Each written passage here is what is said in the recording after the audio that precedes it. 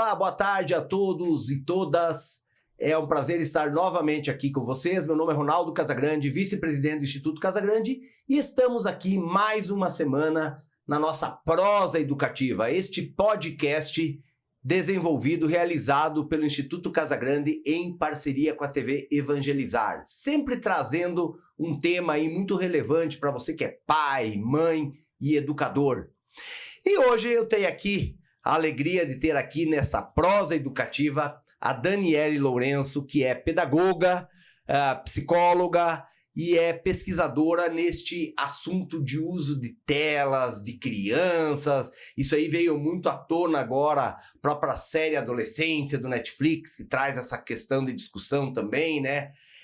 A questão da saúde mental. Enfim, hoje é um bate-papo que nós vamos ter aqui discutindo toda essa questão que hoje preocupa muito os pais, educadores, dessa relação de criança com tela, saúde mental, depressão. Não é a primeira vez que a gente trata desse assunto, mas é um assunto que tem várias vertentes aqui que não termina sobre isso. Eu, como pai também, de duas crianças, eu tenho muito medo e é um assunto que me interessa muito. Então, primeiramente, obrigado aí, Daniele, por aceitar o nosso convite.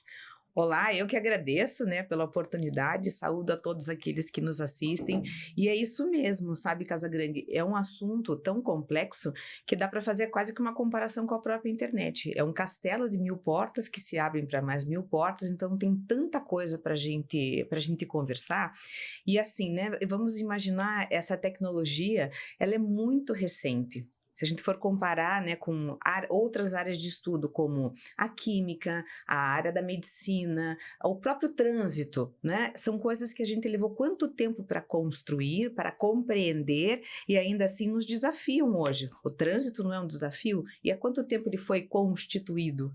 Imagina a internet, que é uma coisa muito recente. Então a gente tem que aprender a nadar nadando. Então essa dúvida, essa angústia, ela está em todos os corações, dos professores, dos pais, da sociedade em geral. Então, hoje tem essa questão, nós que mexemos muito com educação, fala, poxa, mas a tecnologia não entrou na sala de aula, deveria ter entrado, aí por um lado proíbe o celular, daí falo, mas proibir não adianta porque o aluno acessa em casa.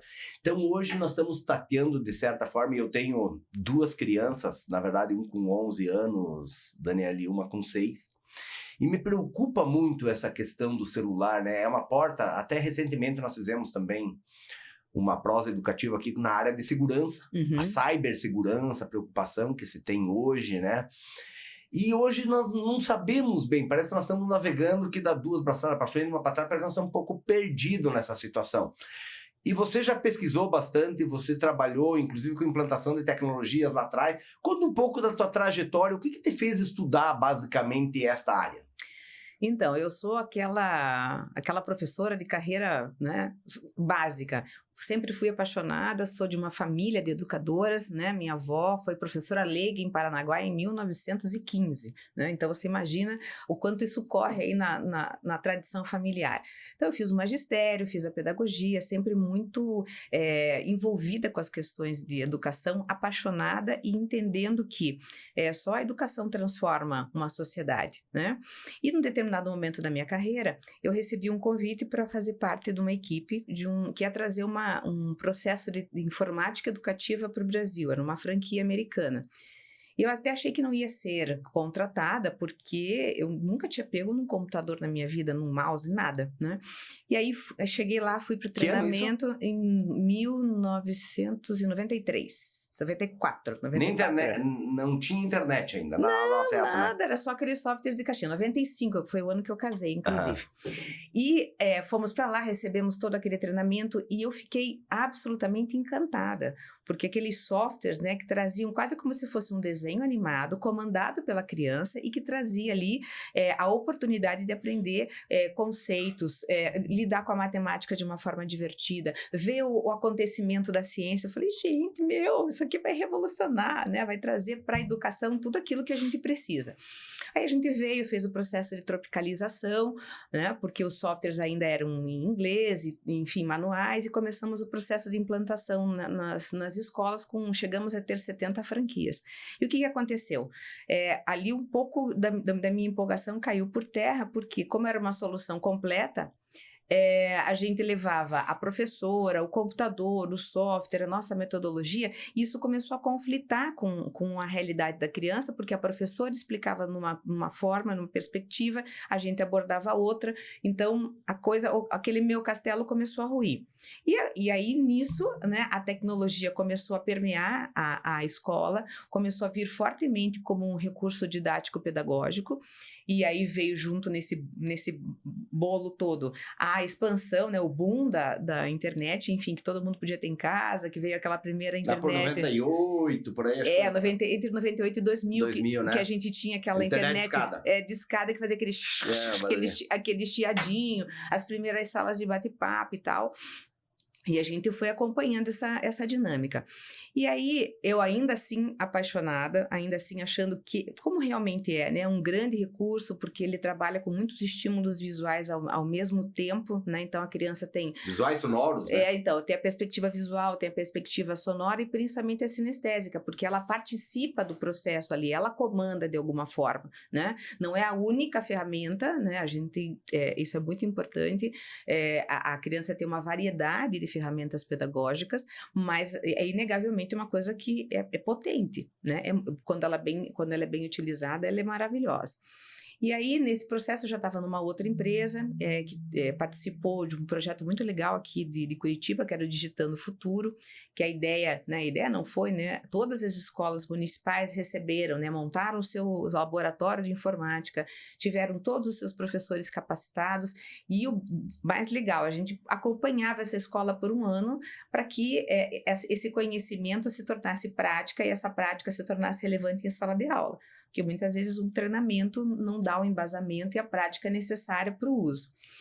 E teve uma vez que me chamaram de urgência numa escola, que uma professora tinha ido para o laboratório, estava fazendo uma pesquisa sobre a história dos brinquedos e uma das meninas queria achar uma imagem de uma boneca para colocar lá na apresentação da sala e tal. E quando ela colocou isso, imagina, em 2000 e tralalá... No Google, né, não tinha nenhum tipo de filtro, a professora não tinha selecionado quais sites de imagem eles poderiam buscar, né, essa imagem desse brinquedo, e apareceu um travesti nu, né? E aí a menina, obviamente, gritou, aí todas as crianças vieram ver o que tinha acontecido, daí a mãe ficou sabendo, queria ir na Secretaria de Educação, foi um rolo do caramba, e aí foi a primeira pesquisa que eu fiz dentro do que eu chamo de uso responsável de tecnologia, que era palavras perigosas para sites de busca. Então, além de todo o reforço que a gente sempre fazia, que para ir ao laboratório de informática, navegar na internet, é necessário um planejamento e um preparo, a seleção de sites, né, previamente feita pelo professor, palavras que seriam complicadas de uso. E eram palavras, Renato, muito simples, assim. Xixi, piscina, avó, cachorro. Eu fiquei, assim, apavorada com aquilo e comecei a compreender ali que essa internet, né, e essa tecnologia que eu tanto amava, né, como um disco de vinil, né, quem é contemporâneo da minha idade vai entender, tem o lado A e o lado B. E aí eu comecei toda essa trajetória. Nesse meio do caminho, eu fiz... aí eu fiz além da pedagogia, eu já fiz uma pós em magistério superior, em psicopedagogia, no uso da questão da própria tecnologia, aí fui fazendo algumas formações até na área de coaching, né, e aí o coaching ficou extremamente... quase que criminalizado, porque ele foi banalizado, enquanto ferramenta ele também é muito potente. E aí eu falei, não, quer saber, eu vou para psicologia, porque me interessa muito saber o impacto emocional que essa tecnologia vem tendo na vida das crianças e dos adolescentes, né? Uma busca por um modelo ideal, uma vida irreal, né? Que vai fazendo com que hoje a gente perceba a depressão muito, muito, muito rapidamente nos jovens, o vício no jogo, né? Principalmente a gente vê entre os meninos. Então tem uma série de coisas que são impactos ainda, a gente não consegue dimensionar consequências ainda, mas os impactos são muito claros. Isso é muito... A gente já percebe hoje a questão, muitas vezes, de depressão, coisas tipo, mas o impacto no médio e longo prazo não consegue perceber ainda, né? Ainda não. A gente vai... Porque, vamos lá, é uma geração que vive essa questão muito intensa de rede social, essas coisas, é uma geração que hoje ainda é praticamente criança e adolescente. Né? E a gente não sabe o que vai ser disso daqui a 10, 15 anos, como vão estar essas pessoas na fase adulta. Exatamente, aí vem ainda, né, e por isso que eu digo, a gente está aprendendo a nadar nadando. E como se não bastasse tudo isso, que já é bastante complexo, a gente ainda é atropelado por uma IA, né, que faz com que a gente, lógico, bem utilizada é uma excelente ferramenta, mas ela pode facilitar as coisas. E hoje, o que a gente tem? Nós estamos entrando numa porta, na verdade, obscura, né? A gente não consegue saber o que vai acontecer com a inteligência artificial. É um buraco negro. É um buraco negro. Porque assim, veja, se a gente for apocalíptico, os filmes aí de ficção já mostraram cenários dantescos pra gente, né? Eu não sou apocalíptica, mas me parece que se a gente não compreender bem o uso, né, a gente vai ter sérios problemas, porque hoje já tem estudos nos mostrando que o QI dessa geração pela primeira vez na história, é menor do que da geração anterior. Deixa eu te contar uma coisa, Daniele, que é... Uns falam que é verdade ou não, mas o fato é o perigo que se tem de uma criança nos Estados Unidos que estava utilizando uma inteligência artificial, não é dessas, eu não lembro qual que é, mas não é ChatGPT, não é dessas nossas tradicionais aqui. E ela usava direto, ela ficava no quarto, acho que o menino, acho que se não me engano, ele tinha transtorno do espectro autista, então ele ficava muito recluso, coisa assim, e usando o tempo todo o celular. E a família foi lá repreender e começou a bloquear tempo de uso de tela, que é uma coisa que eu acho que a gente vai conversar aqui um pouco. E ele perguntou para ele tinha inteligência artificial muito amiga dele. E ele contou esse caso, ó, meus pais querem proibir de eu ficar conversando com você o tempo todo. O que eu devo fazer? Ele falou, dá veneno para os seus pais. E parece que a família entrou daí com uma ação na justiça, enfim. Alguns falam, não é bem assim. Mas o fato é que esse tipo de coisa ainda pode ser possível. Porque na inteligência artificial tu tenta fechar as portas para esse tipo de coisa. Numa pergunta como essa, jamais uma inteligência artificial deveria responder. Mas depende da forma como você pergunta, ela pode perder o limite e dar alguma coisa nesse tipo. Então é um risco hoje muito grande que a gente tem quando essa criança às vezes entra num quarto sozinho, se fecha, e o adolescente, enquanto é criança, ainda nos meus filhos eu tenho controle. Eu não sei, com 13, 14, 15 anos, às vezes ele se fecha no quarto e vai querer priorizar a questão da privacidade dele, né? Então, assim, eu não sei ainda como que eu vou lidar quando chegar nesse momento. Hoje ainda consigo ter controle, mas Boa sorte. É muito desafiador quando as portas se fecham para os pais, né? Que eles saem daquele papel de heróis, né? De meu pai, minha mãe, é tudo, para que o grupo passe a ocupar esse valor. Meu pai é um coroa que não sabe nada, minha mãe é uma chata que só me perturba. É uma fase realmente muito, muito complicada. E para a gente conseguir, assim, controle... Só deixa um pouquinho mais perto do microfone. Isso, acho que fica um pouco melhor. Aí. E para a gente ter, assim, essa ideia, né, de controle, essa ideia de proibição, ela é utópica, né?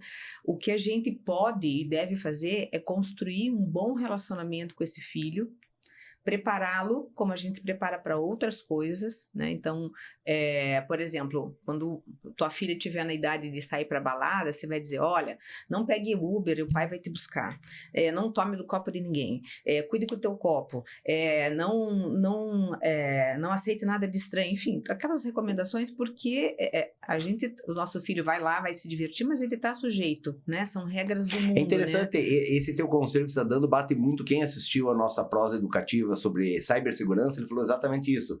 Você tentar fechar, não que... Assim, é um segundo momento, né?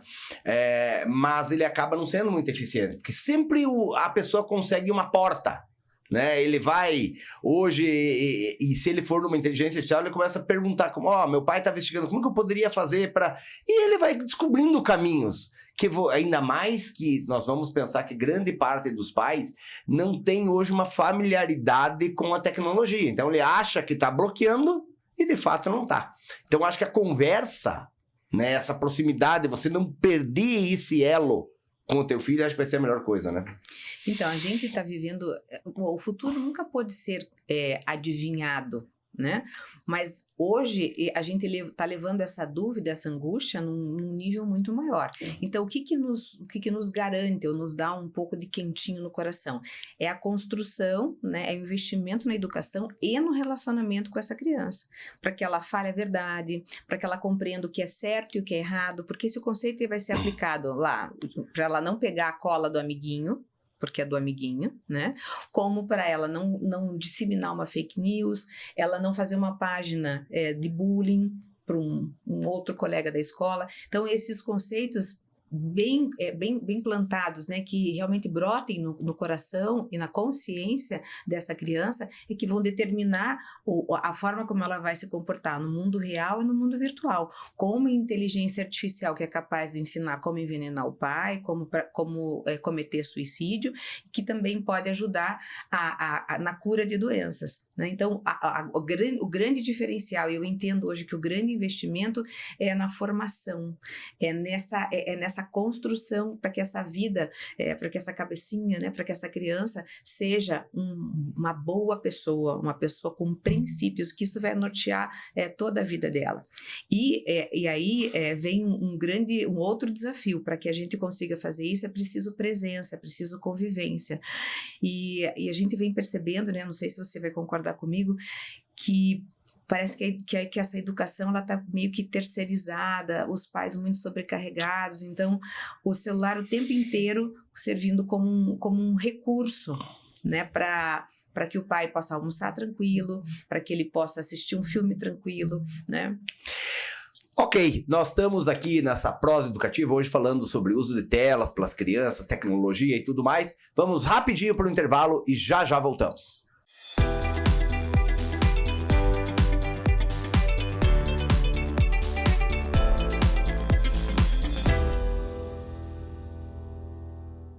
Fique por dentro de todas as transmissões. Inscreva-se no canal e deixe seu like.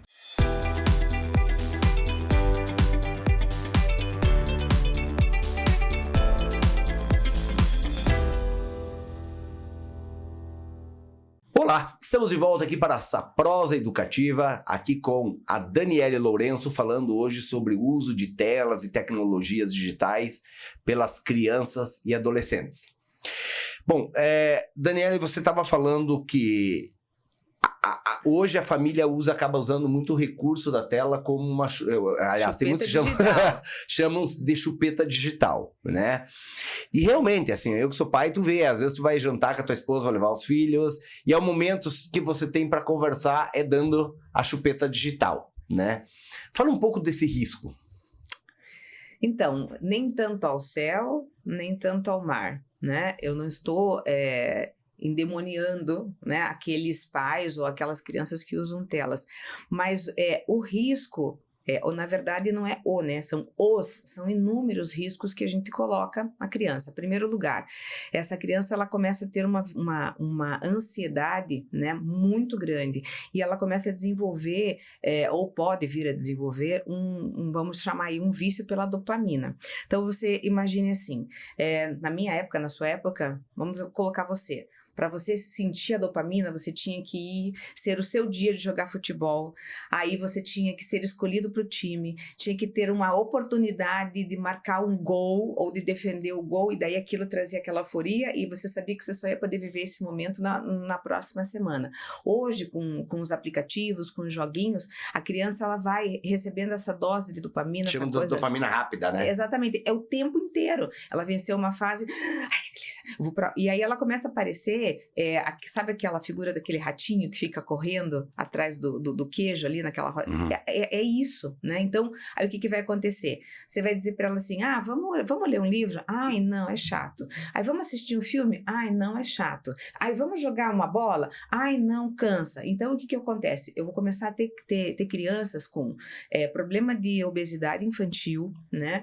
Com uma baixa mobilidade, essa situação, né, de estar num jogo, daqui a pouco estar no outro, aquela coisa de muita movimentação, ela vai treinando o cérebro da criança para estar em vários lugares ao mesmo tempo, né? E aí a criança não consegue desenvolver a sua atenção e a sua concentração. E isso vai reverberar em casa, mas principalmente reverberar na escola. Hoje, para você ter uma atenção de uma criança por 3, 4 minutos, a professora tem que, é muito complexo. Ela tem que inventar uma coisa muito mirabolante, porque ela não consegue chegar no grau da dopamina que um jogo consegue. Agora você falou do filme, né? Eu vejo, a gente era louco por assistir filme quando era criança, né? Quando ia passar, primeiro que você não tinha, era quando ia passar na televisão, né? Então você ficava esperando e tal.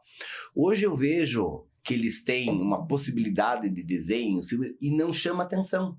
Não é uma coisa que... E talvez tenha muito a ver isso, né? Aquilo lá não gera uma dopamina imediata. Até porque um filme tu leva um tempo para entender, tem 10, 15 minutos às vezes para criar o enredo, para você entrar na história, ou seja, não é uma coisa tão rápida, né? E é uma coisa que é interessante, a palavra tédio. Quando a gente era criança, a gente não falava tédio. Nunca. E hoje você tá no... Eu vejo, vou viajar às vezes com os meus filhos, andou 10 minutos, ela falou, o que eu faço? Não tenho nada para fazer. É uma frase clássica. Ai, não tenho nada para fazer. Então, veja, isso que a gente chama de tédio, a gente pode dar um nominho aí de ócio, né? E o que acontece? Quando eu não tenho a criança, né? Eu não tenho nada para fazer e aquilo começa a me perturbar, o que eu vou fazer? Eu vou começar a criar oportunidades de brincadeira.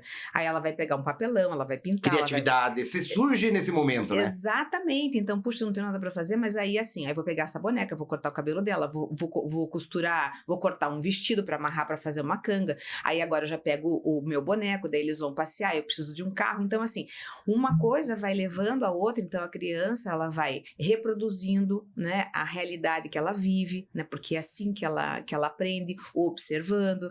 Então, a mãe ali vai conseguir compreender como que a leitura que ela faz do mundo, a leitura que ela faz da escola, como que ela tá vendo os próprios pais. Isso vai dar um super boom para a criatividade. Ela vai aprender a ordenar fatos, a contar histórias, e ali nessa brincadeira, né, que muitas vezes não é com aquele brinquedo comprado, é com alguma coisa criada mesmo, mão na massa, é uma oportunidade espetacular de aprendizagem e expansão para a criança. A partir do momento que a gente priva isso, né, e porque a gente não tem paciência, ou porque a própria criança está muito impaciente, como será esse vácuo que vai ficar na perspectiva da criatividade? Junta-se com isso essa facilidade da inteligência artificial, que eu não preciso escrever um texto, eu digo, crie um texto que fale sobre informática educativa e os riscos para uma criança de 3 anos. Em 30 segundos isso está pronto. Então, esses ingredientes aí que estão se mostrando para essa massa, né, para essa refeição, aí estão realmente muito, muito complexos.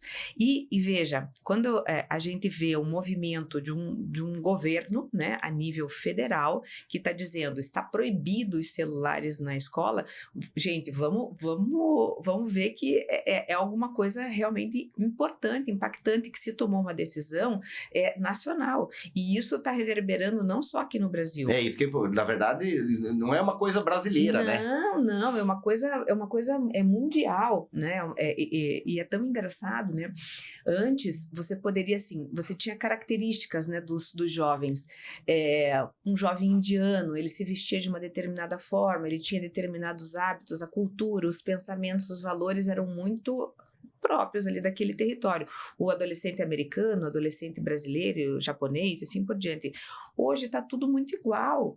É esse jovem de fone de ouvido, celular, e que tem muita dificuldade de interação no mundo real.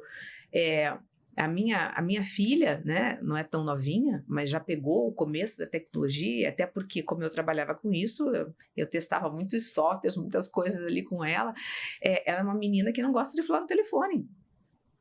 De ligar e dizer, para uma consulta médica, ela dá preferência para alguém que tem WhatsApp, porque ela não se sente confortável em falar no telefone, que é uma coisa natural. Eu fiz um trabalho na empresa que hoje eu atuo, né, como consultora de pessoas, e era de minha responsabilidade os jovens aprendizes, né, porque a gente tem aquela cota, um trabalho que eu gosto e tal.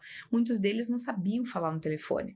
Não sabiam se portar, que é uma coisa que não sabe falar no telefone, dizer oi, alô, porque não é da prática, né? Então, tudo isso é muito complicado. Só que só o governo estabelecer uma lei, né? Olha, iniciativa, meu Deus, maravilhosa, que pontapé inicial sensacional, mas isso vai exigir desdobramentos para que a gente tenha uma resposta positiva, para que a gente consiga resgatar essas crianças, para que a gente salve eles ali daquela beira do abismo que eles estão. Então é preciso uma ação coletiva. Então eu fico tão feliz, né, quando eu sou convidada e quando a gente tem oportunidade de conversar sobre isso, porque, veja, só proibir Ok, mas o que a escola vai fazer com isso? Outro dia eu estava conversando com o professor, ele falou para mim assim, proibimos o celular na escola e tal. Dani do céu, o que aumentou as brigas na hora do recreio? Eu falei, nossa, daí ele ainda brincou, estão aprendendo a se socializar. Mas exatamente, eu acho que isso é uma aprendizagem socializar. E aprende pelo menos a lidar com conflitos dentro da escola, porque depois, se ele não aprender ali, ele vai aprender aonde? No trabalho. Sim, porque eu veja, na minha época a gente ficava de bem e de mal, né, fazia assim para amiga, eu lá já joguei o microfone longe. Aí, se eu fazia alguma coisa errada, no dia seguinte, eu tava de mal, minha amiga tava de mal comigo, eu tinha que pedir desculpa, ela tinha que vir pedir desculpa, a gente tinha que conversar, então a gente aprendia a negociar, a gente aprendia a administrar conflito. Se eu queria entrar numa roda, né, de brincadeira das minhas amigas, eu tinha que ir lá dizer, posso brincar com vocês? Então, tudo isso... Conquistar o espaço. Conquistar o seu espaço, aprender a conversar, entender que, não, nessa roda vocês estão jogando de uma brincadeira que eu não gosto, então vamos brincar da minha? Entender que nem sempre vai ser sua opinião, ceder, ganhar, perder, enfim, tantos aprendizados que a escola, né, propicia, né, que os grupos sociais propiciam, e agora, meu Deus, não é assim. Hoje a amizade começa pelo Instagram, aí ela evolui pro WhatsApp, e se alguma coisa dá ruim, é bloque.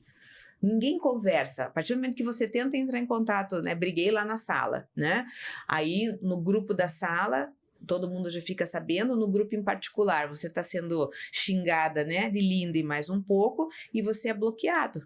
E aí você não interage com mais ninguém, você não tem oportunidade de se retratar, você não tem oportunidade de se defender, você não tem oportunidade de conversar, até de compreender, ou até de pedir desculpa, porque... Nossa, o viver em sociedade também é um aprendizado. Ninguém nasceu sabendo. E eu aprendo todos os dias, assim como você, como é estar com o outro, como é ouvir o outro, como que é ceder, como que é respeitar, por que o outro não faz o que eu quero, né? Eu tenho que entender que ele tem uma vontade própria. São tantos aprendizados e que, na época, que isso é mais fluido, mais natural, que a gente não tem tanto medo e tantas amarras, né, que é lá na infância, isso não está acontecendo. Hoje, quem sabe, o único espaço que é livre para isso, né, seria a educação infantil, porque na educação infantil as crianças não estão levando celular, mas a partir daí do Fundamental 1, essa prática já começa, né, e a gente tem um fenômeno que eu acho assim, surreal, como a escola foi transposta para os grupos de WhatsApp de pais, que eles resolvem, né, determinam, julgam, tudo é comentado, julgado e muitas vezes condenado ali nos grupos de pais, e totalmente a revelia do conhecimento da escola, da intervenção da escola, da mediação da escola, né? Então, o grupo de WhatsApp eu acho que é um dos grandes hoje pesadelos de quem faz gestão escolar, né? de quem é professor, porque ali é uma coisa assim, é uma coisa meio insana. Dani, a nossa conversa está excelente, mas chegamos ao fim aqui do tempo, poderíamos conversar muito mais.